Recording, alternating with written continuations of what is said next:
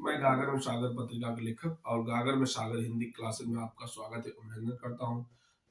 पिछली वीडियो में मैं वर्णमाला के अंतर्गत व्यंजन का जो भेद होते हैं उस पर हमने अध्ययन किया। व्यंजन के जो भेद होते हैं, स्पर्श व्यंजन, अंतस्थ व्यंजन, उस पर मैंने अध्ययन किया। उसमें अंतस्थ व्यंजन और स्पर्श व्यंजन तक हम लोगों ने देखा।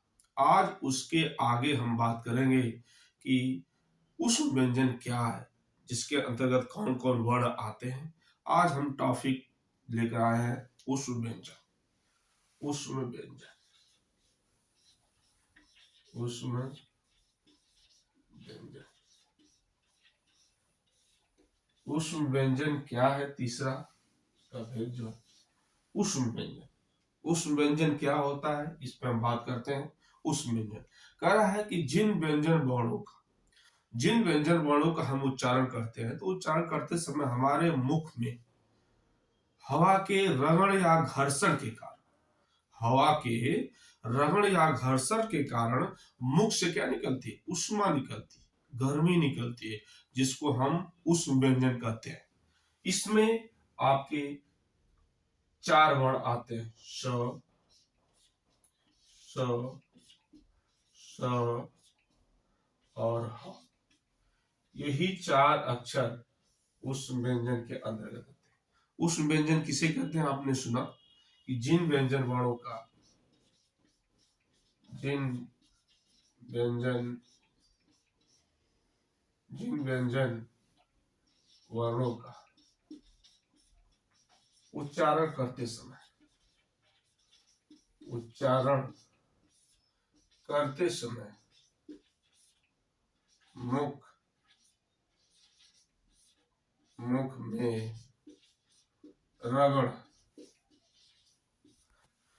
मुख में रगड़ या घर्षण के कारण उष्मा या गर्मी निकलती है।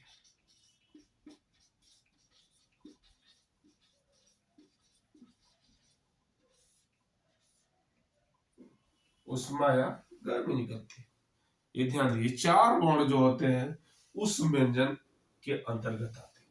इनका जब हम उच्चारण करते हैं तो हमारे मुख में रगड़ या घर्षण उत्पन्न होता है। क्योंकि घर्षण के कारण हमारे मुख से जो हवा निकलती है वो गर्म निकलती है, जिसको हम क्या कहते हैं? उष्म व्यंजन कहते हैं। ठीक, इसमें चार वर्ण आते हैं। अब देखिए, क्वेश्चन जो बनता है वो बहुत महत्वपूर्ण यहाँ से पूछा जाता है। जैसे पूछ दे कि स का उच्चारण स्थान अलग अलग, यह इसको आप इसका उच्चारण स्थान बताइए।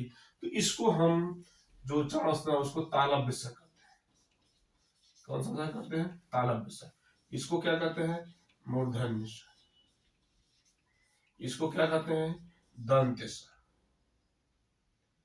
दंत्य। और इसको क्या कहते हैं? इसका उच्चारण स्थान कंठ के द्वारा। ये बात को ध्यान रखिए, यह अलग अलग उच्चारण स्थान है। यह तो आपका उस व्यंजन चारों अक्षर है, ये स, स और ह। इसका उच्चारण स्थान करते समय हमारी जीवा जाके तालु में स्पर्श करती है, जिसको हम तालव्य वर्ण कहते हैं। इसका उच्चारण करते समय हमारी जीवा जाके दांत के मूर्धन्य वाले भाग को खुरदरे वाले भाग में स्पर्श करती है, इसको मूर्धन्य कहते हैं। जब इसका उच्चारण करते हैं तो हमारी जो जीवा होती है दांत में जाके स्पर्श करती है, इसको दंत कहते हैं। और इसका उच्चारण स्थान कंठ के द्वारा होता है, जैसे बेसर लगता है। इस तरीके से आपका उष्ण व्यंजन। अगला पॉइंट जो है संयुक्त व्यंजन। संयुक्त व्यंजन, संयुक्त व्यंजन क्या है? संयुक्त व्यंजन कहा जाता है कि दो व्यंजनों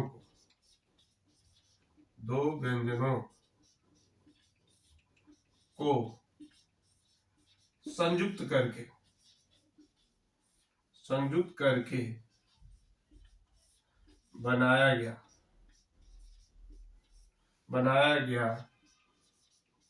व्यंजन संयुक्त व्यंजन कहलाता है। संयुक्त व्यंजन कहलाता है। ये भी बड़ा महत्वपूर्ण है, जो परीक्षा में यहाँ से बार बार पूछा जाता है। दो व्यंजनों को संयुक्त करके, मतलब संयुक्त व्यंजन वो होता है जो दो व्यंजनों को संयुक्त करके बनाया जाता है, दो अक्षरों को मिला करके बनाया जाता है, उसको हम संयुक्त व्यंजन कहते हैं। जैसे ध्यान दीजिए, इसमें आता है छ, र, ज्ञ और स। यही चार अक्षर हैं जिसको हम संयुक्त व्यंजन कहते हैं। और इसको देखिए, यह जो बनता है क और मूर्धन्य ष से बनता है। यह जो बनता है त प्लस र से बनता है। ज्ञ बनता है ज प्लस ञ से बनता है। और जो स्र बनता है स और प्लस र से। इस बात को ध्यान रखिए, यही परीक्षा में कहीं न कहीं जरूर पूछा जाता है कि जैसे पूछ देगा कि जो छतरी छ है या किन दो वर्णों से मिलकर बना है, तो आपको ऑप्शन देगा क प्लस मूर्धन्य स, क प्लस मूर्धन्य स, क प्लस मूर्धन्य स और क प्लस स। यह छ वर्ण बना है। क्वेश्चन दे दे आपको, छ वर्ण बना। अब ऑप्शन दे 2, 3 और 4। अब इसमें से आपको क्वेश्चन पूछ दे इस तरीके से कि यह किन दो वर्णों से मिलकर बना हुआ है, तो अब ध्यान रखिएगा क और मूर्धन्य ष।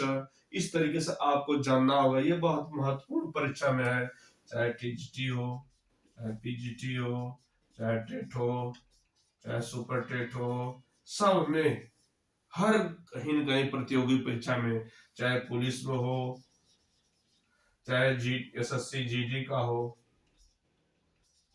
हर जगह कहीं न कहीं यह परीक्षा में जरूर पूछा जाता है। एक क्वेश्चन यहाँ से बहुत महत्वपूर्ण है कि यह किन किन दो अक्षरों संयुक्त व्यंजन जो होता है किन किन दो अक्षरों से मिलकर बना होता है, तो इस बात को। और यह भी बड़ा महत्वपूर्ण, इसके पहले मैं जो देखा था, हम लोग ने जो देखा, जिस पे बात हम लोगों ने किया कि ये स्पर्श व्यंजन कौन कौन होते हैं, तो स्पर्श व्यंजन की बात हमने जब किया उस समय 25 संख्या होती है उस दिन की।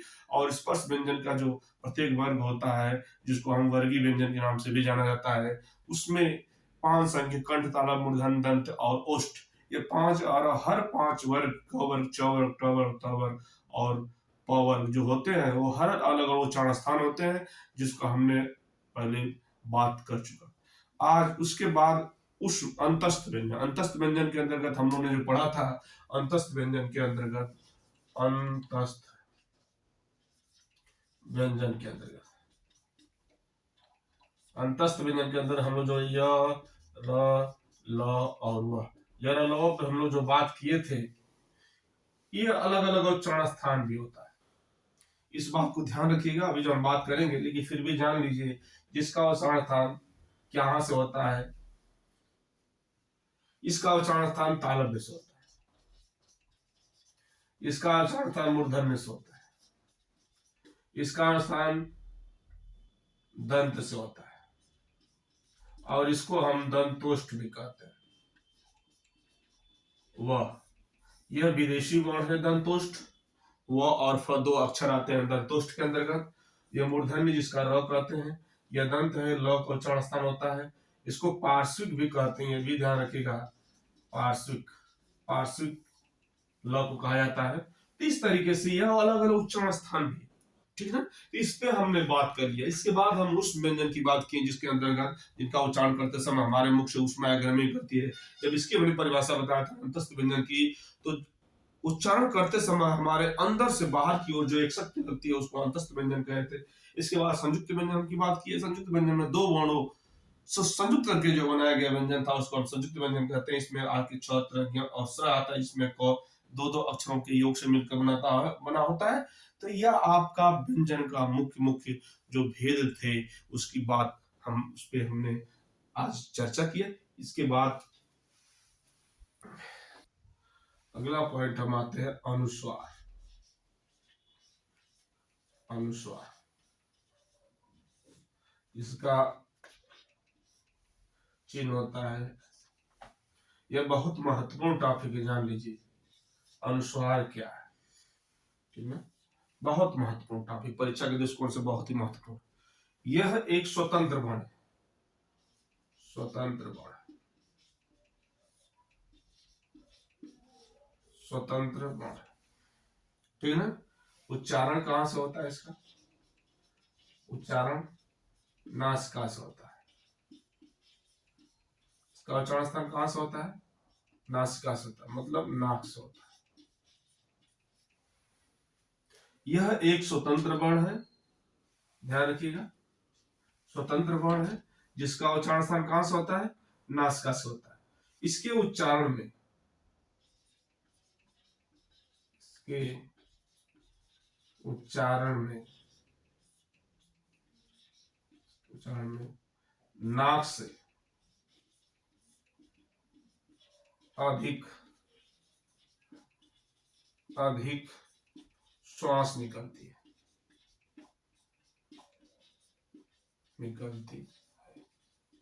और मुंह से कम। मतलब जब इसका हम उच्चारण करते हैं तो उच्चारण करते समय हमारे नाक से अधिक श्वास निकलती है, किसकी? अनुस्वार की। इस बात को ध्यान रखिएगा, और कम श्वास निकलती है। और जो अनुस्वार होते हैं, अनुस्वार युक्त वर्ण, अनुस्वार युक्त वर्ण गुरु होते हैं। इस बात को ध्यान रखिए। अनुस्वार युक्त वर्ण कैसे होते हैं? गुरु होते हैं। जैसे आप लिखते हैं अनुस्वार युक्त वर्ण क्या है? जैसे हम लिखते हैं अंश,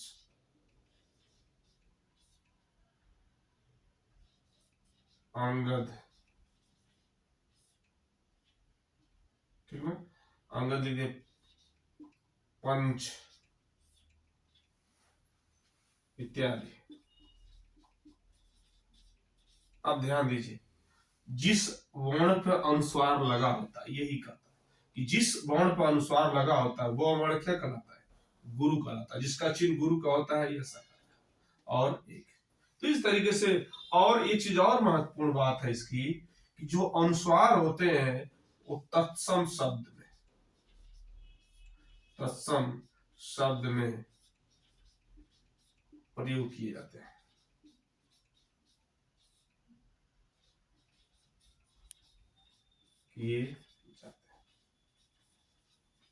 यह अधिक से अधिक तत्सम शब्दों में ही प्रयोग किया था, ठीक है। ये से अधिक तत्सम शब्दों में इनका प्रयोग किया था। जितने भी अनुस्वार युक्त वर्ण होते हैं, एक बात और महत्वपूर्ण है जो वेरी वेरी इंपॉर्टेंट, जो परीक्षा के दृष्टिकोण से, जब लिपि सुधार की बात चल रही थी तो लिपि सुधार में श्याम सुंदर दास थे। श्याम सुंदर दास ने बात कही कि पंचमाक्षर के स्थान पर, पंचमाक्षर कौन कौन है? आप जब वर्णमाला पढ़े तो बताया था मैं कि पंचमाक्षर क ख ग अंग, हर वर्ग का पांचवा अक्षर क ख ग घ च छ ज ज ञ ट ठ ड ढ ढ त थ द ध और प फ ब भ म। इसी को हम क्या कहते हैं? पंचमाक्षर कहते हैं। ध्यान दीजिए। तो श्याम सुंदर दास ने कह क्या दिया? कितनी अच्छी बात कर दी कि इन 5 वर्णों के स्थान पर सीधे सीधे किसका प्रयोग कर लीजिए? अनुस्वार का प्रयोग कर लिया। किसका प्रयोग कर लीजिए? अनुस्वार का। जैसे हम लिखते थे पहले खंजन,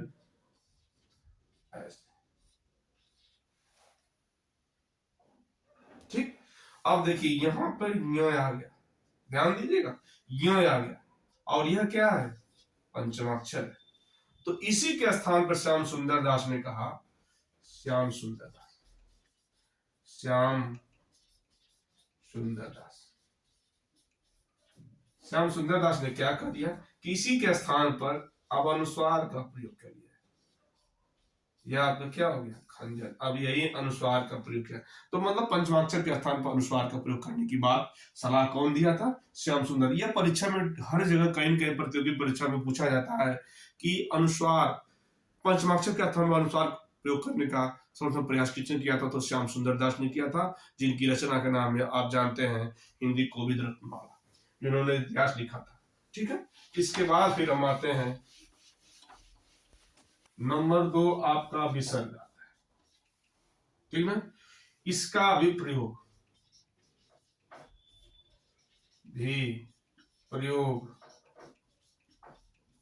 तत्सम शब्द में, तत्सम शब्दों में किया जाता है।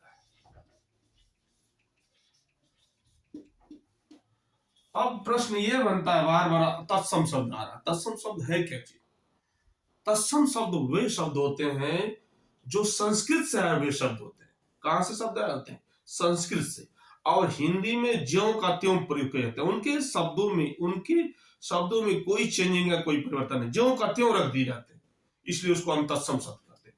तो ये संस्कृत के शब्द होते हैं।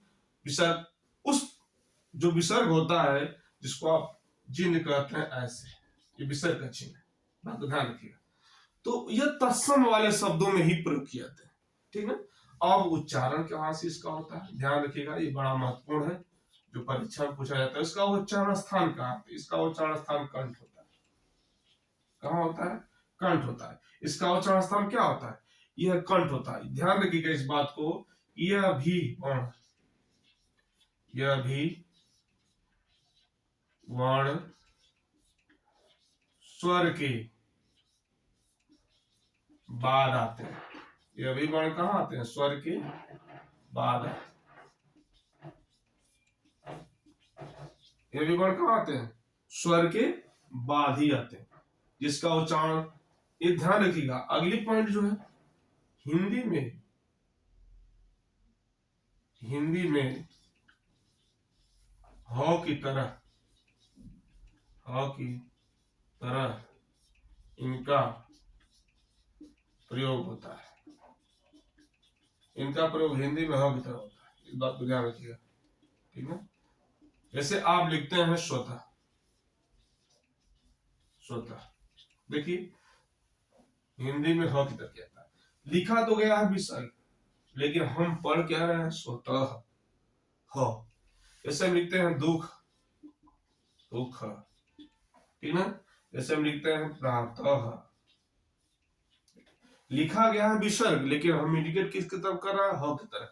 और एक चीज और महत्वपूर्ण बात इसकी है, एक पॉइंट और है कि विसर्ग युक्त वर्ण, जितने भी विसर्ग युक्त वर्ण होते हैं, विसर्ग युक्त वर्ण क्या होते हैं? ये भी गुरु ही होते हैं। विसर्ग युक्त वर्ण भी क्या होते हैं? गुरु होते, मतलब जिस वर्ण पे विसर्ग लगा होता है वो अभी वर्ण गुरु होता है, नियमता ऐसे। देखिए यह वर्ण गुरु हो जाएगा, यह इसका कोई वैल्यू नहीं, इसकी कोई मात्रा नहीं। तो जितने भी विसर्ग युक्त वर्ण होते हैं वो अभी क्या कहलाते हैं? गुरु होते हैं। तो इस बात को दोनों। अब अगली पॉइंट जो आती है, नोट, ध्यान रखिएगा, ये बड़ा महत्वपूर्ण है, जो हर TGT, PGT, NET, higher assistant professor, चाहे सुपर टेट, चाहे टेट, जितने भी हिंदी, चाहे पुलिस, जितने भी प्रतियोगी परीक्षाएं होती हैं, उसमें एक प्रश्न जरूर महत्वपूर्ण पूछता है। इस बात को ध्यान रखिए, क्या पूछता है? जैसे पूछेगा कि अयोगवाह वर्ण है, अयोगवाह, अयोगवाह है। अयोग का मतलब क्या होता है? योग न होने पर भी, इसका मतलब अयोगा का शाब्दिक अर्थ होता है योग न होने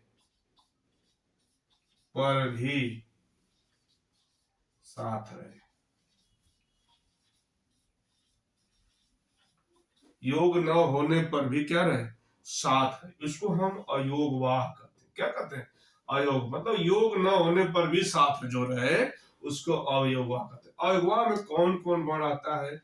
इसमें आता है अनुस्वार और विसर्ग, यह दो वर्ण। प्रश्न आपसे पूछे, आपसे प्रश्न पूछे कि हिंदी में, ध्यान दीजिए, जैसे आपसे पूछे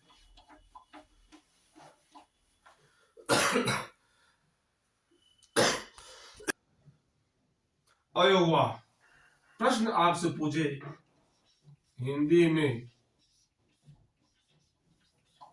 कितने अयोगवाह होते होते हैं? तो अयोगवाह की संख्या कितनी होती है? 2, 3 4 5, ठीक ना।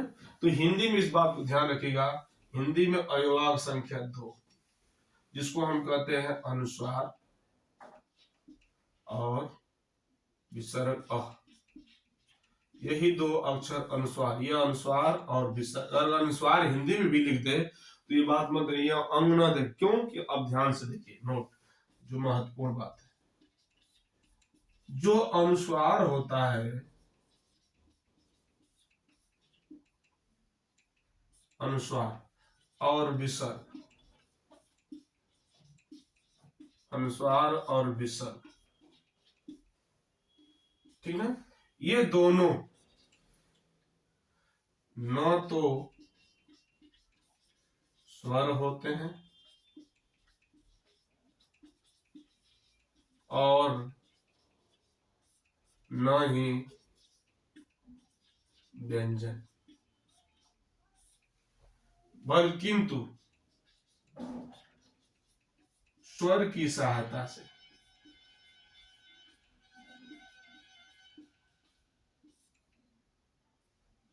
स्वर की सहायता से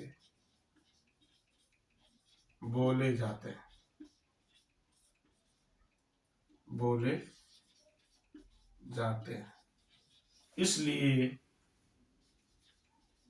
इसलिए इनका एक नाम दे दिया गया, जिसे क्या कहते हैं, जिसे अयोगवाह कहते हैं।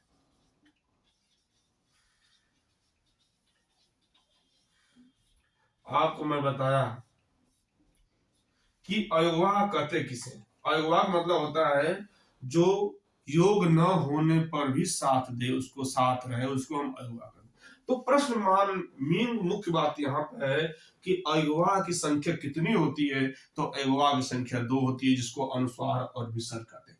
दो तरीके से प्रश्न पूछ सकता है, जैसे यही चीज प्रश्न पूछ दे,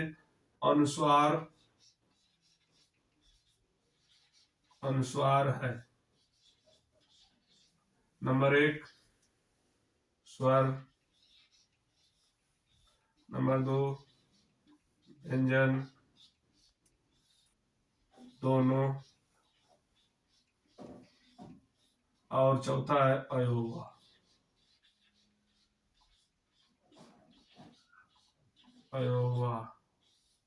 तो आप किसको मानेंगे, उत्तर में क्या देंगे, यह अनुस्वार हो गया, तो अनुस्वार अयोगवाह होता है, न कि स्वर होता है। अभी आपने परिभाषा में बताया कि अनुस्वार और विसर्ग न तो स्वर होते हैं न ही व्यंजन, बल्कि ये दोनों स्वर और व्यंजन की सहायता से बोले जाते हैं, मतलब ये स्वरों की सहायता से बोले जाते हैं अनुस्वार और विसर्ग। इसलिए इनको दोनों वर्णों को एक नाम दे देगा, जिसका नाम था अयोगवाह। इसके अंतर्गत अब अंग और वर्ण आते हैं। यह आपकी बड़ी महत्वपूर्ण टॉपिक थी जो परीक्षा में पूछी जाती है, इस बात को ध्यान रखिएगा। अगला पॉइंट अनुनासिक, जिसको चंद्र बिंदु भी कहते हैं, चंद्र बिंदु भी कहते हैं, चंद्र बिंदु भी कहते हैं, ठीक ना। चंद्र बिंदु का एक चिन्ह आप ध्यान से रखिए, चंद्र बिंदु देखिएगा, इसका उच्चारण कहां से होता है, बहुत महत्वपूर्ण प्रश्न है। इसके उच्चारण में नाक प्लस मुंह दोनों से होता है। जो चंद्र बिंदु होता है, जिसको अनुनासिक कहते हैं, इसका उच्चारण नाक और मुंह दोनों, ध्यान से देखिए, यह आपकी हो गई नाक, यह आपका हो गया मुंह, नाक और मुंह दोनों से किया था, ठीक है। यह उच्चारण स्थान चंद्र बिंदु, जिसको हम कहते हैं मुंह, ये हो गया आपकी नाक, नाक और मुंह दोनों से उच्चारण कर सकते हैं, ठीक ना। ये आपका चंद्र बिंदु हो गया, ठीक है। यह चीज बात, इसको चंद्र बिंदु कहते हैं, जिसका उच्चारण नाक और मुंह दोनों से किया जाता है। अब जो महत्वपूर्ण प्रश्न है, जब इसका उच्चारण करते हैं तो इसके उच्चारण में हमेशा लघुता रहती है, उसके मतलब इसके चंद्र बिंदु लगाने से उस वर्ण के मात्रा में कोई परिवर्तन नहीं होता है, चाहे चाहे गुरु पे लगा दीजिएगा मात्रा तो भी गुरु ही रहता है, और चाहे हर्ष वर्ण पर चंद्र बिंदु लगा देंगे तो भी उसके मात्रा में कोई परिवर्तन नहीं होता। जैसे हम लिखते हैं हंसना, जैसे हम लिख दिया जखनिया, ध्यान दीजिएगा, इसमें जखनिया लिख दिया, यहाँ हंसना होगा। चूंकि ह वर्ण क्या है, हर्ष वर्ण, यहाँ या वर्ण का है, दीर्घ वर्ण। अगर यहाँ चंद्र बिंदु नहीं भी लगेगा तो भी इसकी एक मात्रा होगी, अगर यहाँ चंद्र बिंदु में नहीं भी लगेगा तो भी इसकी दो मात्रा होगी। मतलब चंद्र बिंदु लगाने से उसके ऊपर, उसकी मात्राओं के ऊपर कोई चेंजिंग या कोई परिवर्तन नहीं होता। इस बात को आप विशेष ध्यान दीजिएगा कि चंद्र बिंदु क्या है, ठीक है। जैसे हम लिखते हैं दांत, दांत, यह चंद्र बिंदु। तो इस तरीके से तमाम एग्जाम्पल आप दांत, जैसे हम उच्चारण करते हैं दांत, देखिए दांत, दांत, ठीक है। इस तरीके से इस बात को ध्यान रखिएगा कि यह क्या होता है। अभी हम अनुस्वार पढ़े, जैसे हम लिखते हैं, आपको बात बताया नहीं, इस बात को ध्यान रखिए। जैसे हम लिखते हैं मंगल, तो अनुस्वार मैंने बताया कि अनुस्वार युक्त वर्ण क्या होते हैं, गुरु होते हैं, इसकी मात्रा लग जाएगी ऐसे। दूसरा था चंद्र बिंदु, ये तीसरा चंद्र बिंदु हो गया। दूसरा कौन था, विसर्ग था, विसर्ग, यह भी क्या है, यह भी गुरु होता है, जिस वर्ण पर गुरु होती है मैं बताया था। इस तरीके से यह अनुनासिक क्या है, नाक और मुंह दोनों से उच्चारण किया जाता है। जैसे चाहे हर्ष वर्ण पर लगे तो भी और गुरु वर्ण पर लगे तो भी इसकी मात्राओं में कोई परिवर्तन नहीं होता, ठीक है। इस तरीके से अगली पॉइंट पे हम चर्चा करेंगे, क्या है, उच्चारण, सॉरी, प्राणत्व, प्राणत्व की दृष्टि से, दृष्टि, प्राणत्व की दृष्टि से व्यंजनों के भेद, व्यंजनों के भेद, ये बड़ा महत्वपूर्ण है, इस बात को ध्यान रखें। इसके दो भेद होते हैं। नंबर एक क्या है, प्राणत्व की दृष्टि से व्यंजन के दो भेद होते हैं। नंबर एक आपका अल्प प्राण, दूसरा है महाप्राण।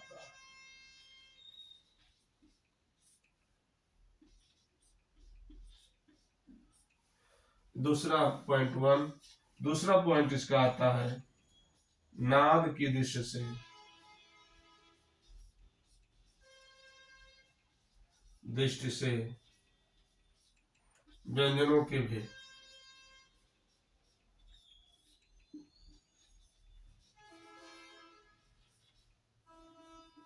नाद की दृष्टि से व्यंजनों के भेद, इसके भी दो भेद होते हैं। कौन कौन, नंबर एक घोष, नंबर दो अघोष।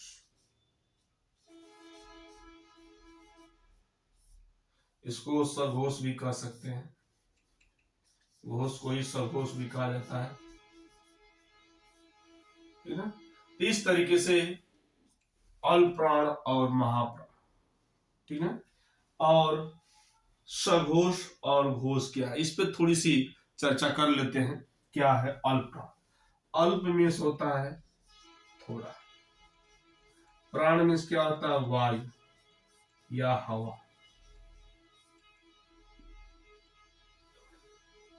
ध्यान देखिएगा, प्राणत्व की दृष्टि से प्राण मीन्स होता है हवा, अल्प मीन्स होता है थोड़ा। जब इन जिन व्यंजन वर्णों का उच्चारण करते हैं, बात ध्यान से सुनिएगा, जिन व्यंजन वर्ण का, जिन व्यंजनों वर्ण का हम उच्चारण करते हैं तो हमारे मुख से कम प्राणवायु, मतलब कम हवा निकलती है। हमारे मुख से क्या निकलती है, कम, थोड़ी हवा निकलती है। इसको हम क्या कहते हैं, अल्प प्राण। आप ध्यान, शब्दों से थोड़ा वायु माने हवा, जब हमारे मुख से कम हवा निकलती है उसको हम क्या कहते हैं, अल्प प्राण कहते हैं। यहाँ महा माने अधिकता है, प्राण माने वायु।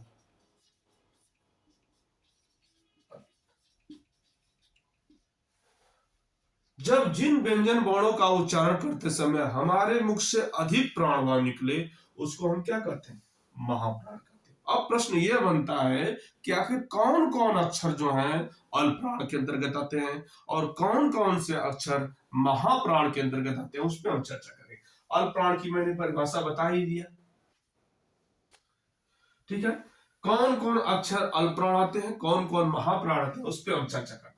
इसमें ध्यान रखिए, परिभाषा आपने सुना कि कम प्राणवायु निकलती है। इसमें प्रत्येक वर्ग का प्रत्येक वर्ग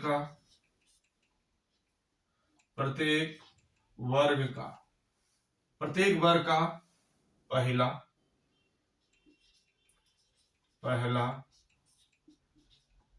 तीसरा और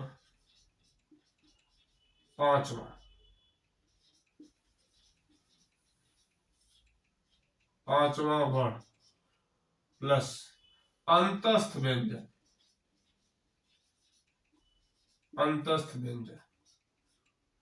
स अरे य र ल व, ये व्यंजन। और ध्यान रखिएगा, बहुत महत्वपूर्ण यह है, सभी स्वर जितने भी अ से लेकर औ तक जितने भी स्वर आते हैं, ये क्या कहलाते हैं? अल्प प्राण के अंतर्गत कहलाते हैं, ठीक है। मतलब आप इसका एक फार्मूला रख सकते हैं, प्रत्येक वर्ग का पहला, तीसरा और पांचवा 135 प्लस य र ल व प्लस सभी स्वर, इतने चीज, इतने वर्ण, इतने अक्षर क्या कहलाते हैं? अल्प प्राण कहलाते हैं। मतलब स्पर्श व्यंजन के प्रत्येक वर्ग का पहला, तीसरा, पांचवा अक्षर और अंतस्थ व्यंजन य र ल व और सभी स्वर, जितने भी स्वर अ से 11 वर्ण स्वर होते हैं, स्वरों की संख्या हिंदी वर्णमाला में स्वरों की संख्या कितनी मानी जाती है? 11 मानी जाती है। वो सभी स्वर क्या कहलाते हैं? अल्प प्राण। अब प्रश्न बनता है महाप्राण। महाप्राण में जो प्रत्येक वर्ग होता है उसमें दूसरा और चौथा दूसरा चौथा वर्ण, हर वर्ग का, प्रत्येक वर्ग का दूसरा चौथा वर्ण और उसमें व्यंजन में कौन कौन आते हैं? स हर। यह अक्षर, इतने अक्षर आपके क्या कहलाते हैं? महाप्राण कहलाते हैं, ठीक है। अभी जब मैं डायग्राम इसका बनाऊंगा तो सारी चीजें एक जगह जब क्लियर करूंगा तो आपको एकदम आसानी समझ में आ जाएगी, कहीं समस्या आपको नहीं होगी, कौन कौन अक्षर कहाँ से उच्चारण किए जाते हैं। तब इसके बाद जो बचेगी टॉपिक, इसके बाद मैं अगले टॉपिक में उसके अगले भाग को लेकर उपस्थित होऊंगा। तब तक के लिए धन्यवाद।